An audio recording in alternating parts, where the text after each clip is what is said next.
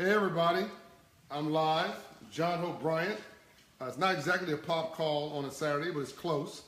Not really scheduled for today, but I've been away from you for a week. This has been intense. I've started the national Delivering the Memo Masterclass book tour for 2017, promoting this book, The Memo, my latest book, which is now a bestseller.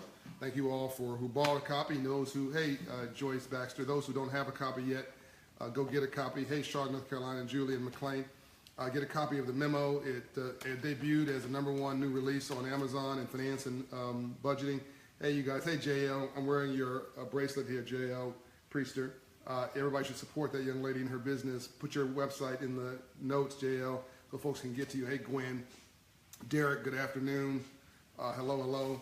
If you haven't gotten the book, go get it. So, John Hope Bryant, entrepreneur, businessman, philanthropist, CEO of Operation Hope, which is a philanthropy side of my life, and CEO of Brian Group Ventures and the Promise Homes Company on the business. Hey, Dwayne Smith, thank you for the best up. Hey, Wallace, thank you for the bestseller. Shout out.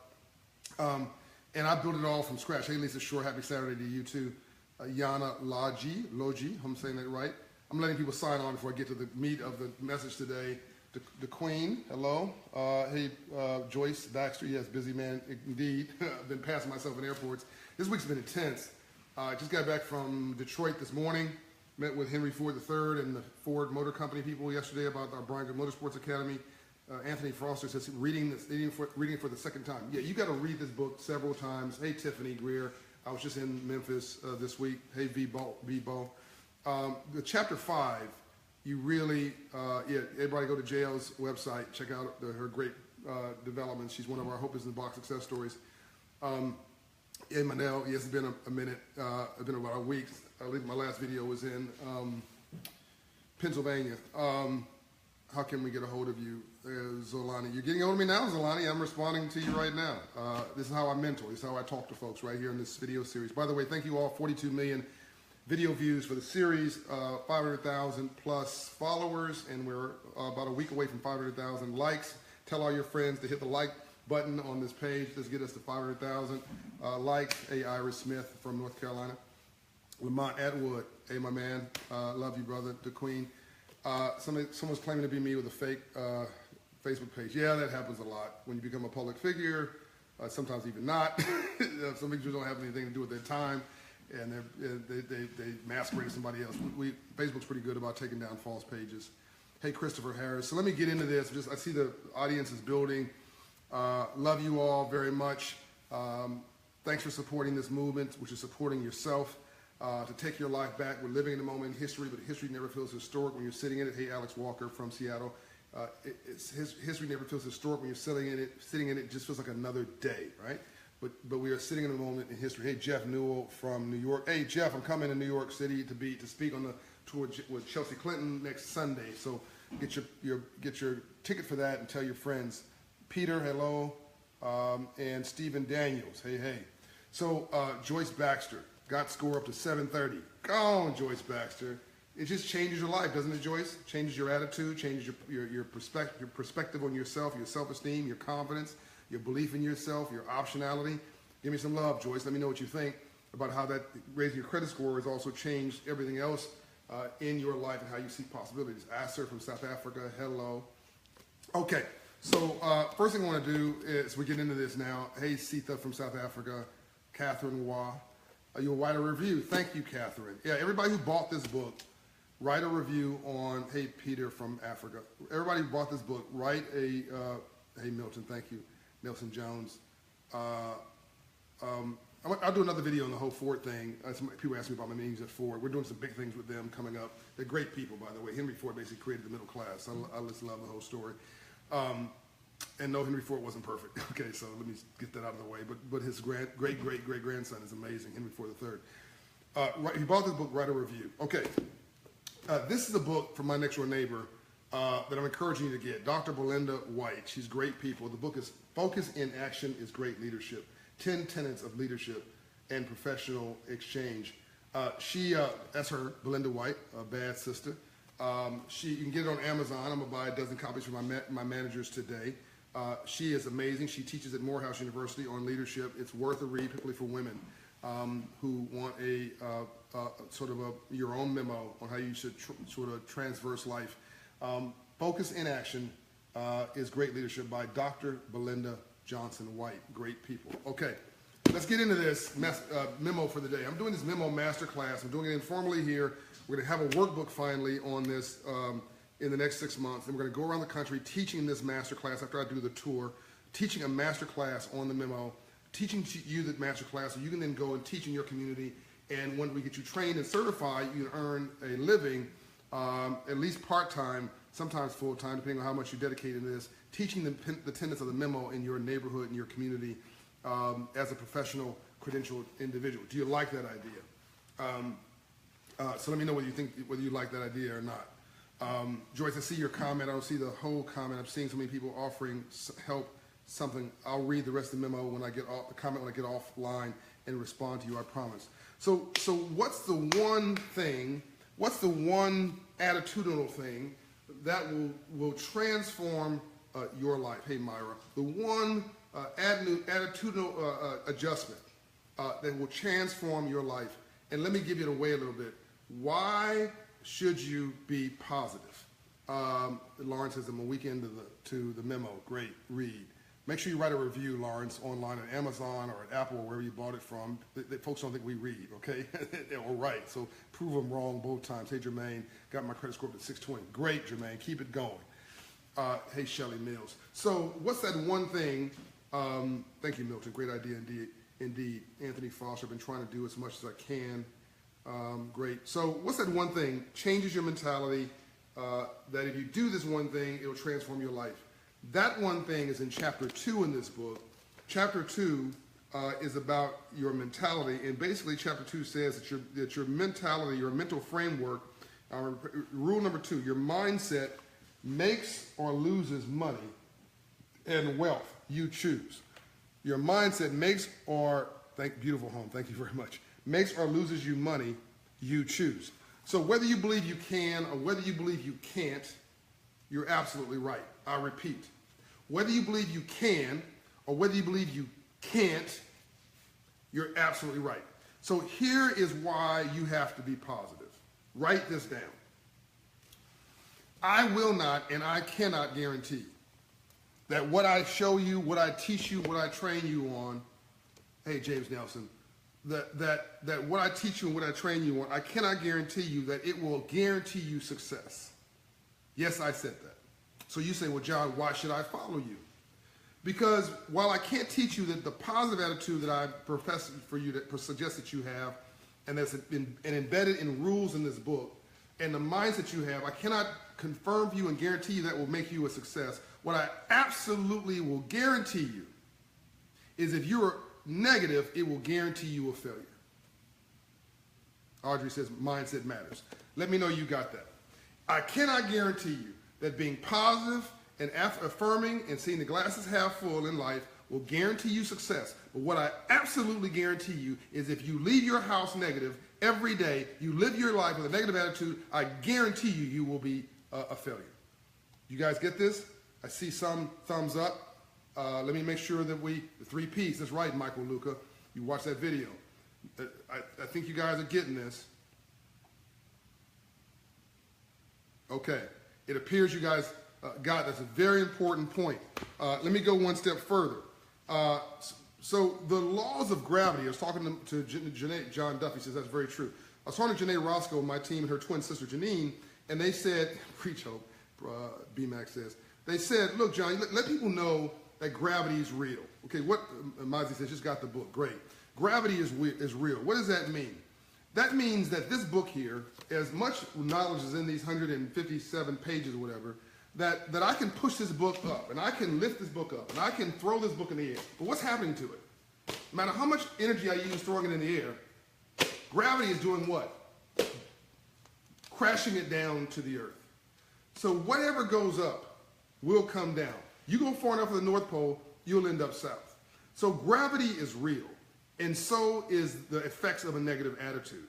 And gravity has an effect of a negative attitude. So God is enlightenment. God is spirit and energy. Whatever you want to call God, Allah, he doesn't have a self-esteem problem. Call him what you like, right? But whatever it or he is positive, affirming, and is on high. Over mess, not in it, right? So if you're negative, at some point you're going to fall to earth. So the devil, Lucifer, is real. Negative energy is real. And if you're following that doctrine and you're negative, and you're filling people with fear, and you're leading in that way, you will have short-term success. You hear me? You will have short-term success. You want to be a drug dealer, you want to be a gangster, you want to be a bankster, which is an illegitimate banker. You want to rob and thieve people. You want to deceive people. You want to lead people in public office with a negative, deceitful, undermining mentality. You want to incite riots, incite fear, incite racism. You want to incite xenophobia. You want to encourage people to be negative and to pit people against each other.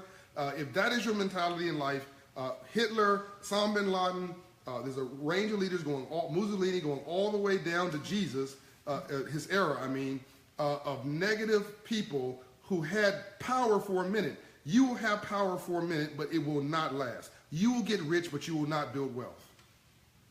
And just like gravity, whatever goes up will come down. All these folks will fail. In time, all that will be crushed to earth. All that negative energy will lead to nothing. It will not last. You heard it from me here. I guarantee you it will not last. So if you go through the laws, through the annals of history, you'll find that the devil has power, but it is never sustainable. That even the devil is a fallen angel, which means that the devil needs permission from God to exist. Now that's deep. Even Lucifer is a fallen angel, which means the devil needs permission from God to exist. That darkness has no definition except for light. That badness is failed goodness. That everything comes from him and comes from positive energy, and that everything else is defined by that energy. V-Bull says true. Okay, so let's go back to my point. I cannot guarantee you that being positive is going to save you, but I absolutely guarantee you that being negative will guarantee you a failure. I guarantee you that. Now, let me go into the memo in chapter 2, and I'm going to drill down. I'm actually going to read a little bit about this topic, that your mindset makes or loses you money, and then deal a little bit with what I call a wealth mindset. Okay, here, true wealth. I'm on page 30, right? True wealth, like true poverty, has nothing to do with money. Did I say that? Yes, I did. So you're saying, oh, John, I disagree with you. Okay, sustenance poverty, which is money, which is enough money for food and water and shelter and electricity and healthcare. Okay, that's called human dignity. That's sustenance poverty. Everybody should have basic human dignity. But if you're watching this on a cell phone or a computer or whatever, you're not dealing with sustenance poverty. You have enough to watch this program, which means you are dealing with another kind of poverty. It's mental poverty. And you need to start learning you're solving your problems from the neck up, not the shoulders down. Your solution is not going to be in the streets. Your solution is going to be in the suites. Your solution is not going to be about raising the color line. It's going to be about class and poverty. It's not going to be about this. It's going to be about this. We need to upgrade our mental software, or to quote Ambassador Andrew Young, to live in a system of free enterprise and not to understand the rules of free enterprise must be the very definition of slavery. Boom. Okay. So Zolani says philosophy is a life refocused. Exactly. It's generational mental poverty. Shelley Mills says. Exactly. Now you're starting to understand what I'm talking about. Hey Lance, I'm online. Go watching this video. So hang out for me and watch the video too. I'll call you back. So in short, here's what the wealthy have. They have a high self-esteem and a high level of self-confidence. They wake up in the morning believing that they can. They have positive role models and raised in an empowered environment. They have hope and are optimistic about life. They see opportunity everywhere. Let me translate this into English.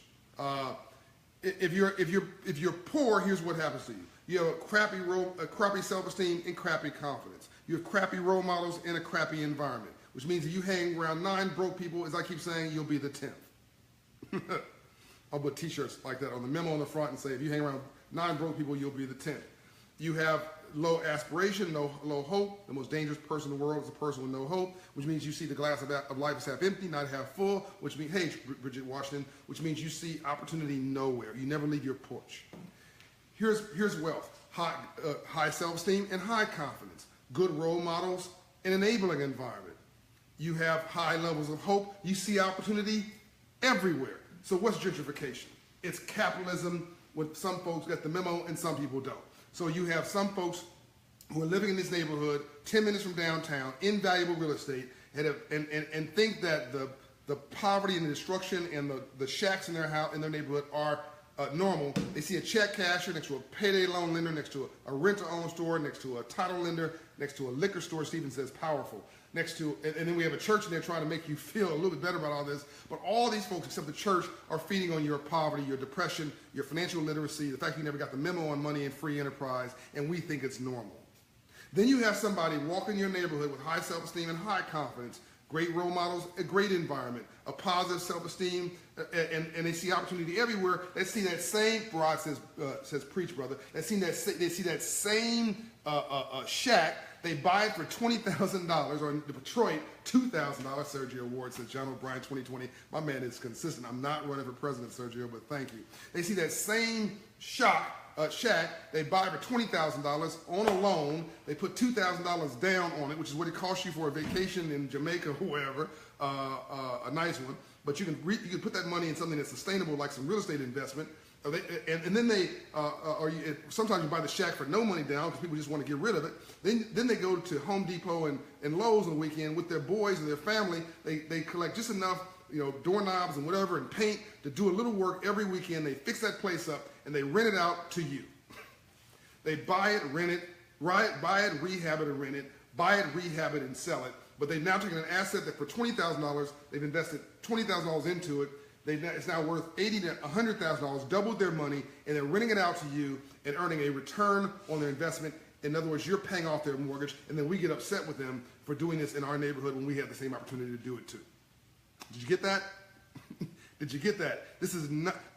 You cannot get mad at somebody else for doing something that we failed to do in our own neighborhood because we never got the memo. James Palmer says, we were just talking about this a few days ago. This is why the Freedmen's Bank story is so important. This is why, we're not, okay, you guys did get that, great. We're not dumb and we're not stupid. Darren Richardson says true. We're not dumb and we're not stupid. Whenever the rules are published and the playing field is level, I repeat that, when the playing field is level and the rules are published, you guys did get that, that we succeed. Sports, we succeed. The arts, we succeed.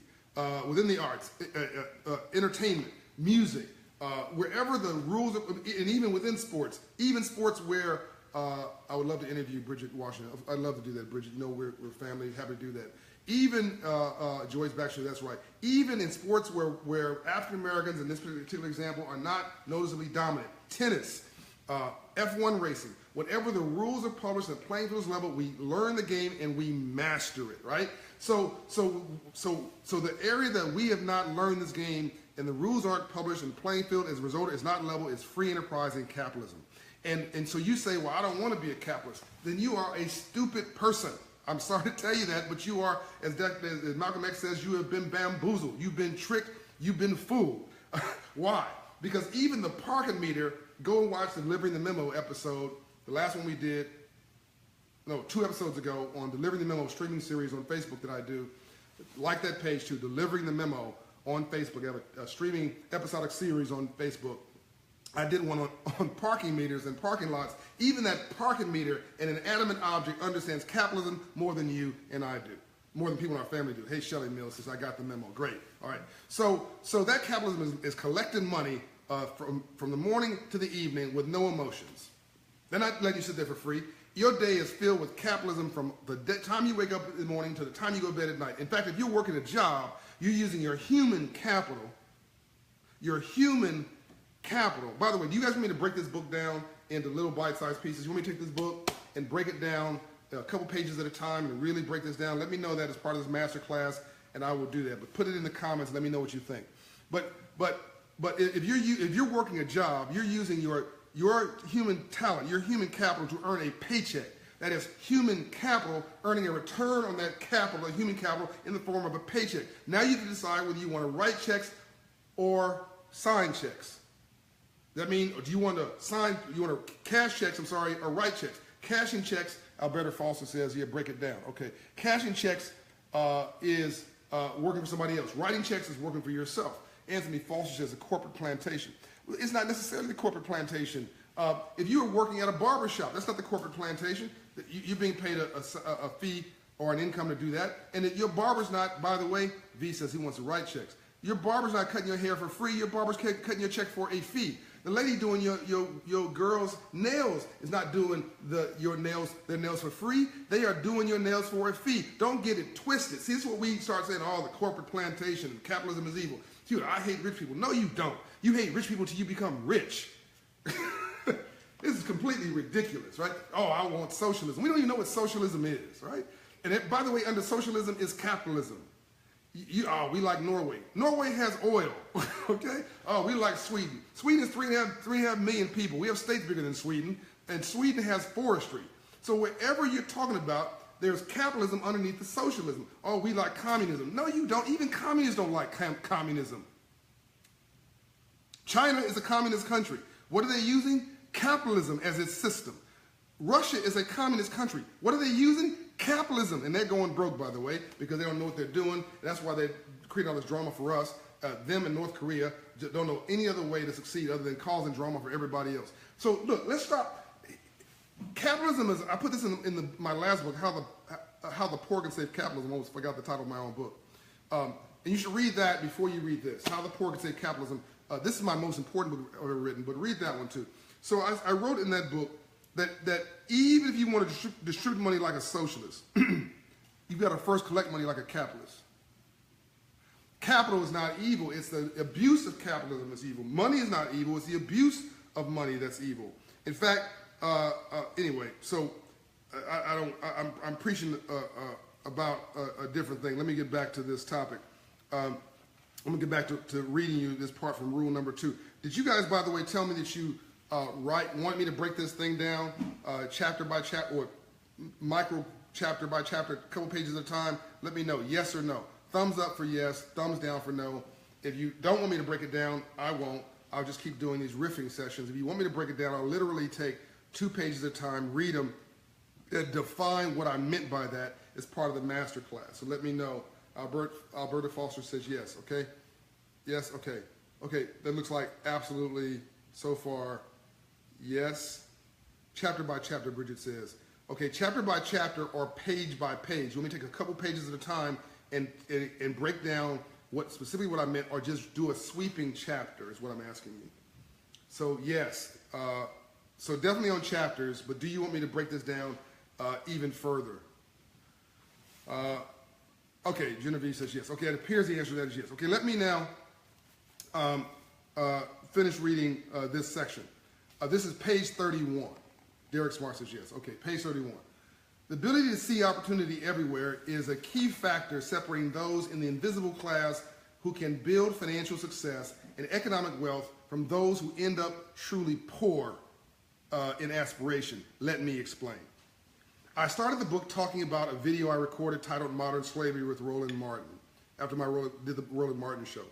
In the video, I paint a picture of a modern poor community, one where you see a check casher next to a payday loan lender, next to a renter-owned store, next to a liquor store, etc. I explain how people in the invisible class are being robbed in broad daylight, but almost no one does anything about it. They see these things as normal and do nothing to expel these businesses from their communities, while railing against other forms of perceived oppression, such as police brutality and the loss of blue-collar jobs. By the way, let me get the quote right that I was saying earlier about capitalism and socialism. Even if you want to distribute money like a socialist, you've got to first collect money like a capitalist. Boom. So I want you to go to operational.org, sign up for the classes there, including 700 credit score, small business, entrepreneurship. They're all free. I want you to go to Amazon.com or iTunes or Barnes & Noble and buy this book, helping to put it on the New York Times bestseller list. It's already on the Amazon list. Keep it on the Amazon list. Write a review once you get the book. So you can go to johnhopebryan.com to get linked to this book, or operationhope.org, my nonprofit, to be linked to our free work to change your life. I don't really care which one you do. Just take action. I explain. So meanwhile, those who are wealthy in their thinking drive through these same communities and they see a rundown home as an opportunity to buy, rehabilitate, upgrade, and then rent to the residents living there. That's deep. Here's one for you. Think about the Korean family who has established a hair care store selling hair weaves exclusively to African American women. This example is particularly jaw-dropping to me. In a majority black neighborhood, there's absolutely nothing wrong with the Korean family doing this. You hear me? Nothing wrong with the Korean family doing this, except that the black residents of the same community should have done it first. Boom. Simply put, black folks should have seen the opportunity to create a successful business that serves their community first. Instead, because of their poverty mindset, they have been locked out of their own market. When you have a poor outlook on life, poor mental outlook on life, Thelma says amen. Poor is here, folks, here. When you have a poor outlook on life, you miss seeing the opportunities in front of you. You miss getting the memo. Take any number of business establishments that set up shop in poor and underserved communities. I want you to leave your house or go to a neighborhood that's underserved, drive through it, right? And see what you and let me see what you see. You miss getting the memo. Take any number of businesses established that set up shop in poor neighborhoods. They are not sneaking into these communities in the dead of night. Wow, locked out of our own market. Exactly, Bridget. They're not sneaking in to these communities in the dead of night. They are not stealing from someone and setting up illegal enterprises. They are not hoodwinking anyone. They simply got the memo. This is not somebody driving around in a Klan robe with a fire burning saying, get out of your neighborhood. They walking in straight up in the broad daylight and robbing you in broad daylight with your permission. They saw the opportunity, they believed in themselves and in their entrepreneurial abilities, and they took action. They invested time, energy, and resources believing they would get a return on investment. Take those who walk right into your neighborhood and buy centrally located real estate for pennies on the dollar. Happening here in Atlanta, by the way. Capitalism only knows one color, James Nelson. I think he says green. That's right. Take those who walk right in your neighborhood and buy centrally located real estate for pennies on the dollar, transforming the neighborhood in time from a poor neighborhood to a gentrified, upwardly mobile, economically vibrant, new age, middle class enclave. These are people who got the memo. Stop talking about folks robbing your community and gentrification being illegal. No, this is capitalism. People are like, this is 10 minutes from my job. Nobody else wants it. I'm going to buy it for nothing because I'm trying to drive 2 hours to get home. And I'm Old Fourth Ward, exactly, Audra. And I'm going to buy it, rehab it, rent it, tell all my friends to do the same. And they got the memo just like them. Then we're going to put little cafes and restaurants and barbershops and soda shops and whatever to support me in my new neighborhood, which creates jobs and a tax base and economic vitality and more wealth. And, and there you are, ladies and gentlemen. Then they go buy another house, rehab and rent that to somebody else. And if you want to really build wealth, you build wealth in your sleep. In other words, if you don't have stocks or bonds or real estate or business or something that is building wealth when you're asleep, that's working for you when you're asleep, you're just on a treadmill. You're just living to pay your bills. Even if you're a rap star and making $100,000 a week, if you do that for 2 or 3 years, you got to pay taxes. You got all your boys you got to hook up. You got your baby mamas and all that kind of stuff going on. You're not making enough money to sustain you for the next 30 years of your life. You're just not. You got to take that money you're making and invest it in real estate. Invest it in a small business. Invest it in a franchise. You got to own your own masters if you're in the music business. Quincy Jones says, hey Nicole Rice, if you don't own your own masters, if you don't own writing rights or publishing rights, you're actually not in the music business, you're just a temporary performer. I'm almost done with this for today. Don't hate. This is page 32. Don't hate. Those who do this, I'm going to repeat this. Take those who walk right into your neighborhood and buy centrally located real estate for pennies on the dollar, transforming the neighborhood that you love in time from a poor community to a gentrified, upwardly mobile, economically vibrant, new age, middle class enclave. These are people who got the memo. Don't hate. Those who do this are worthy of commendation. Remember, the best revenge is living well. Drop the mic. And I'm going to end this where I started. And see, that's gravity. As much as I love this book, that's gravity, right? And so negative energy is down here. Positive energy is up there. Him, the man, is the only one who's up there. Everything else will fall to the earth. You go far enough to the North Pole, you'll end up south. All of these folks who are negative, who are player-hating, who are whining, who are boo-hooing, whether it's your political leadership in Washington, whether you're in Europe or South Africa, people playing on you and telling you to hate somebody else, whether it's your mother or your cousin boo-boo, whether it's your sister or your wife. If it's your wife, get a divorce. If it's your husband, get a divorce. You can do that all by yourself. Let me tell you something. A giver and a giver is exotic. A giver and a taker is neurotic, and a taker and a taker is psychotic. You can do bad all by yourself. Do not, I repeat, do not sign up voluntarily to a negative relationship or negative energy. You can do bad all by yourself, and misery loves company. Did you hear that? Or to quote Dr. Martin Luther King Jr., I refuse to finance my own oppression. That one says, wow. Or to quote Quincy Jones, who said, the only thing worse than being alone, John, is wishing that you were.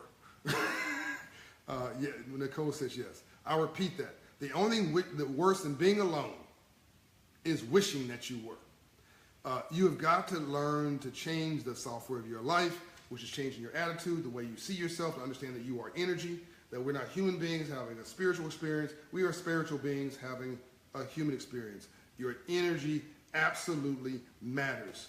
Get the book. Get the memo. Tell your friends to get the dang on memo. It's the best thing I ever wrote. If you don't like it, send it back to my office with a note saying I want a refund, and I will personally send you, or my office will send you, the full retail price of your book. We'll keep your book, by the way, and give it away to a school or something. But we will send you the full purchase price of this book back to you with no questions asked. You buy this book, you read it. You don't like it. You think it's a fraud, whatever. You send it back to me, and I will give you 100% of your money back. And send you a check with the purchase price plus tax, and then we will keep your book and donate it to a school.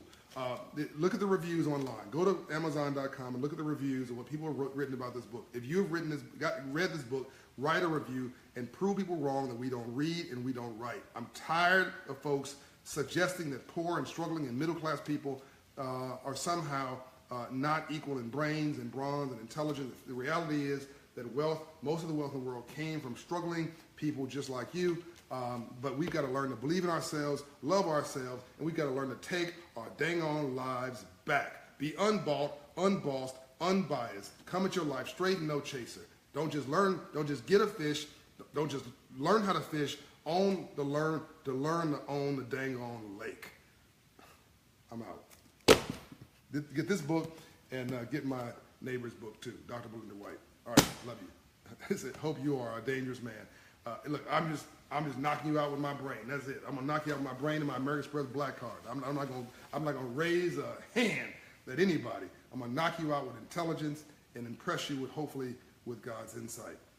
But I'm really impressed with your wisdom and your commitment to take your life back.